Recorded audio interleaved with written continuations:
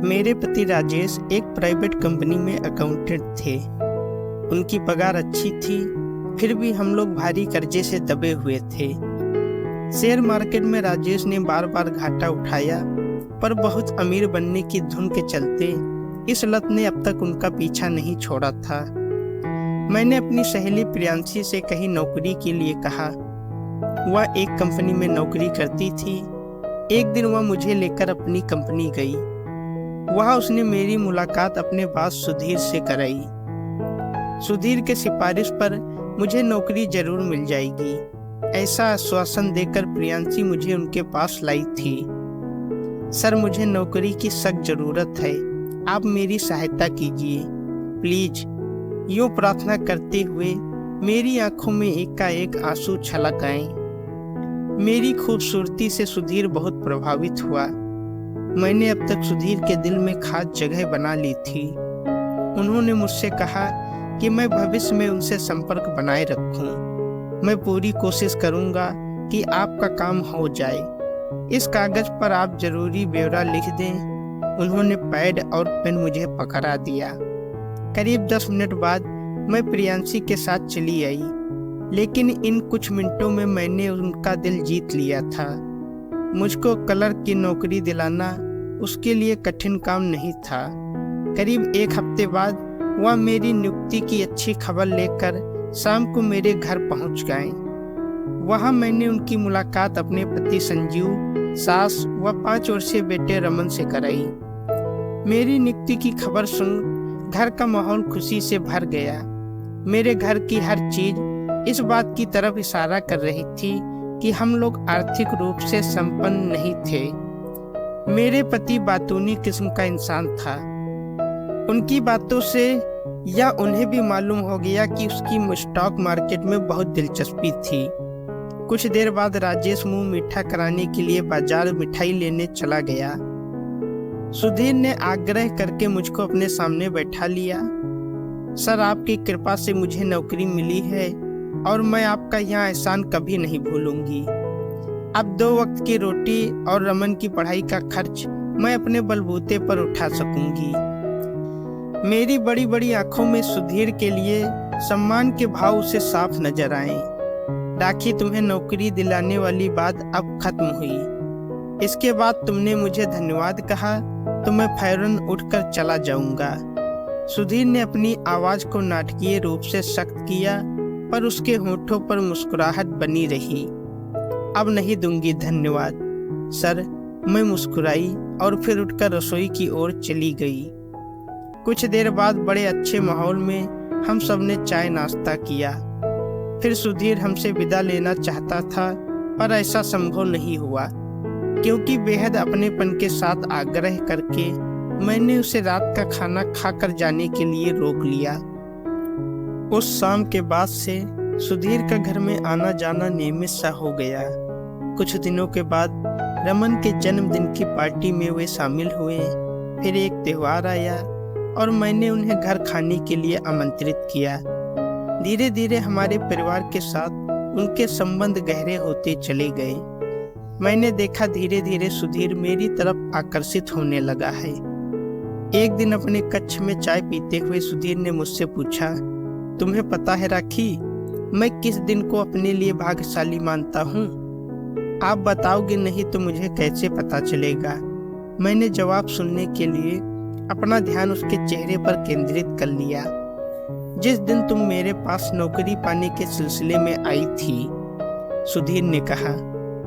मेरे लिए तो वह यकीनन महत्वपूर्ण दिन था, मैं बोली, पर आप क्यों उसे अपने लिए भाग्यशाली मानते हैं? वह दिन मेरे जीवन में ना आया होता तो आज मैं तुम्हारे जैसी अच्छी दोस्त कैसे पाता। उसके स्वर की भावुकता को पहचान कर मैं नजरें झुकाकर फर्श को निहारने लगी। तुम मेरी अच्छी दोस्त हो ना राखी? मैंने उसकी तरफ देखकर एक बार सिर हिलाकर हाँ कहा और फिर से नीचे फर्श देखने लगी। उसने अपना हाथ बढ़ाकर मेरे हाथ पर रखा और मेरी आंखों में आंखें डालकर बोला, तुम मुझे अपना समझकर हमेशा अपने दुख दर्द मेरे साथ बांट सकती हो। थैंक्स। मेरे होठों पर छोटी सी मुस्कान उभरी। मेरे हाथ पर उसकी पकड़ थोड़ी मजबूत थी। मैंने अपना हाथ आजाद करने का प्रयत्न किया पर असफल रही। कुछ घबराए से अंदाज में मैंने उसके चेहरे पर खोजपूर्ण दृष्टि डाली। वह बड़े प्यार से मेरा चेहरा निहार रहा था। उसके आंखों के भाव पढ़कर मेरे गोरे गाल अचानक गुलाबी हो उठे। वह मुझे चाहता है, यह बात उस दिन मैं पूरी तरह से समझ गई। उस दिन से हमारे संबंध एक नए आयाम में प्रवेश कर गए। हमारे लिए दोस्ती की सीमा लांघना गलत होगा सर। राजेश को धोखा देकर मैं गहरे अपराध बोध का शिकार बन जाऊंगी। जब भी वह मुझसे प्रेम का इजहार करने का प्रयास करता, मेरा यही जवाब होता। मुझको उसके प्रस्ताव में बिल्कुल रुचि न होती तो मैं आसानी से उससे कन्नी काट लेती। मैं अपने घर की परिस्थितियों से खुश नहीं थी। राजेश का व्यवहार, आदतें व घर का खर्च चलाने में उसकी असफलता मुझसे दुखी रखते। सुधीर मेरी बातें बड़े धैर्य से सुनता।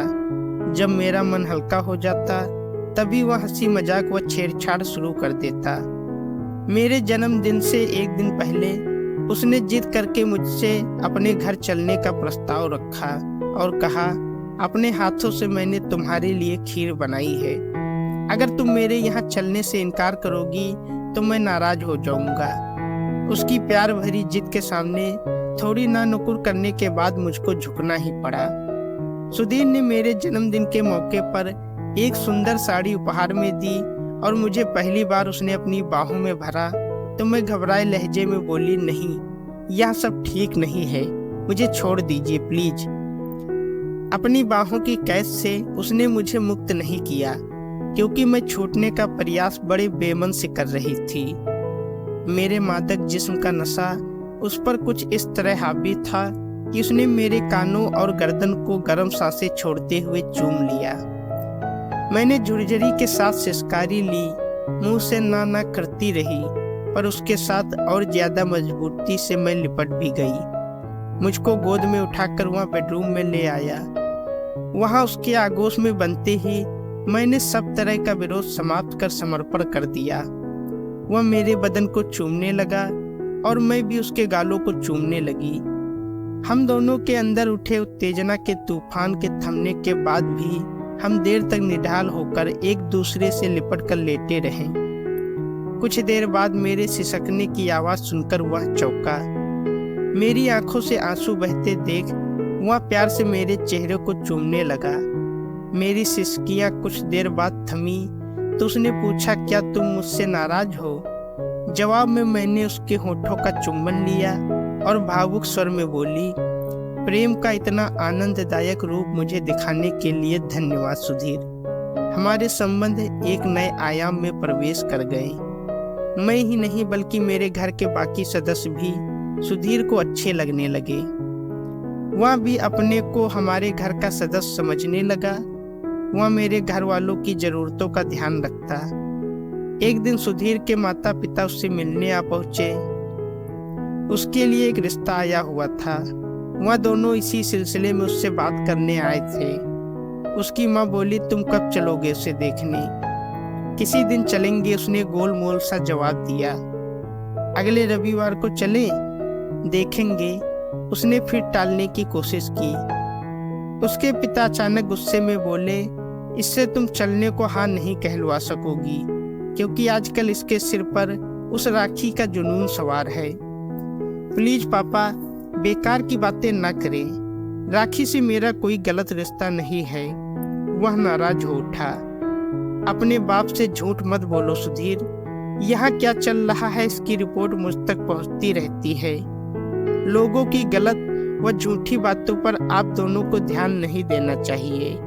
उसकी माँ ने पिताजी को चुप कराकर उसे समझाया, सुधीर, सारी कॉलोनी राखी और तुम्हारे बारे में उल्टी सीधी बातें कर रही है। उसका यहाँ आना जाना बंद करो बेटे, नहीं तो तुम्हारा कहीं रिश्ता होने में बड़ा झंझट होगा।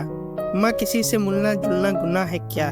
मेरी जान पहचान और बोलचाल सिर्फ राखी से ही नहीं, मैं उसके पति और उसकी सास से भी खूब हंसता बोलता हूँ। कुछ देर और समझाने के बाद माँ पिताजी को लेकर चली गई। उनके जाने के काफी समय बाद तक वह बेचैन व परेशान रहा।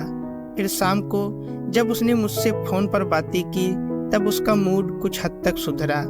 एक दिन मुझको अपनी बाहों में भरकर सुधीर बोला, मेरा मन करता है कि तुम हमेशा मेरी बाहों में इसी तरह बनी रहो।